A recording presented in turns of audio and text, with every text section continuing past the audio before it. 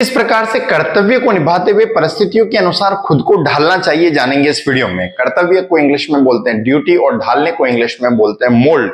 And both the things are very much necessary for each and every individual. Means हर एक इंसान के जीवन में कहीं ना कहीं उससे जुड़े हुए उसके कर्तव्य होते हैं और उसे परिस्थितियों के अनुसार अपने आप को मोल्ड करना भी जरूरी है। तो कहानी है किसान के बारे में, जो बहुत ठंड का दिन है और बहुत ठंडी को इंग्लिश में हम कह सकते हैं इट इज बाइटिंग कोल्ड, और उससे भी अगर ऊपर ठंड है तो उसको इंग्लिश में हम बोलते हैं shivering cold. So it was the day of shivering cold and this farmer goes far to a church.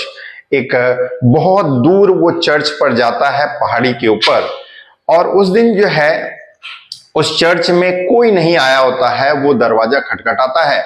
थोड़ी देर बाद पादरी जो है उस चर्च से बाहर आता है और कहता है कि मुझे तो आज विश्वास ही नहीं था कि कोई प्रार्थना के लिए आएगा, और इसीलिए मैंने बिल्कुल भी कोई तैयारी नहीं की है। क्यों ना आज हम प्रार्थना रहने दें और जो है घर जाकर आराम करें। इस प्रकार का स्टेटमेंट जो है जब पादरी ने किसान को दिया तो किसान ने बड़े आश्चर्य से देखते हुए कहा कि पादरी साहब, मैं रोज कबूतरों को दाना डालने जाता हूं, और अगर एक भी कबूतर आया होता है तो भी मैं उसे दाना देता हूं। मैं ये नहीं देखता कि एक कबूतर है तो उसे मैं दाना नहीं दूंगा। ये बात सुनकर पादरी को थोड़ा अटपटा लगा, उसे शर्मिंदा महसूस हुआ। उसने मन ही मन ईश्वर से क्षमा मांगी और तैयारी में जुट गया। उसने सारी टेबल कुर्सियां साफ करी, हर एक जगह जाकर बाइबल रखी और मोमबत्ती जलाई। थोड़ी देर बाद प्रार्थना शुरू हुई। किसान ने भी प्रार्थना करी, और 2-3 घंटे बाद जब ये प्रार्थना खत्म हुई, कंप्लीट हुई, तो किसान जो है जाने लगा। उसके चेहरे के भाव को देखकर पादरी को लगा कि वो नाखुश है।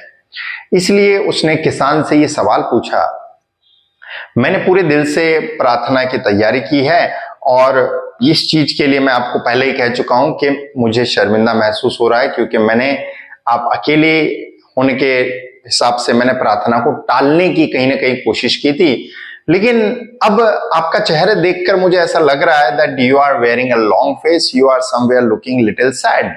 What is the reason behind that? तो यहां किसान कहता है कि पादरी साहब, आपने किया तो सब कुछ अच्छा, लेकिन जब मैं कबूतरों को दाना डालने जाता हूं तब एक कबूतर होने पर मैं सारे दाने उस एक कबूतर को ही नहीं खिला देता। उसको जितना जरूरत है उतना ही मैं खिलाता हूं। तो आपने जो यहाँ पे तैयारी की है वो सभी लोगों के हिसाब से की है, लेकिन आपको ये देखना चाहिए कि यहाँ पर एक ही आदमी आया है, तो एक ही आदमी के हिसाब से आपको तैयारी करनी चाहिए थी।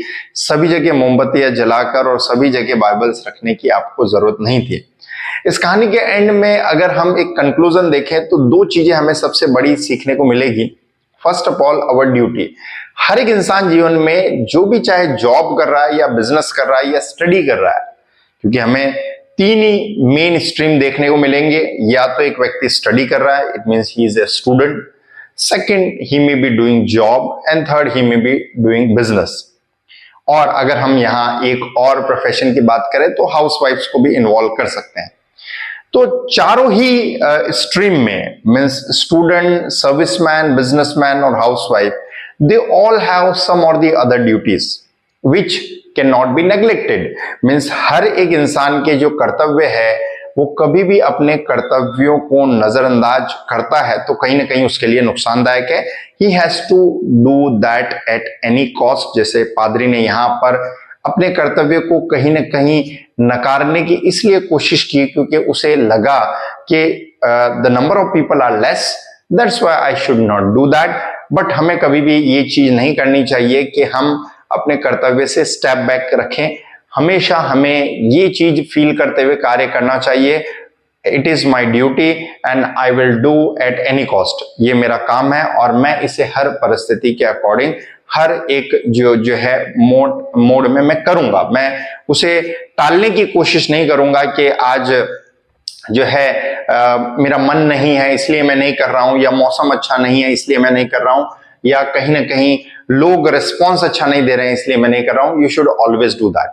And second lesson is that कि हम परिस्थितियों के अकॉर्डिंग अपने आप को मोल्ड करें। मोल्ड का मतलब होता है ढालना।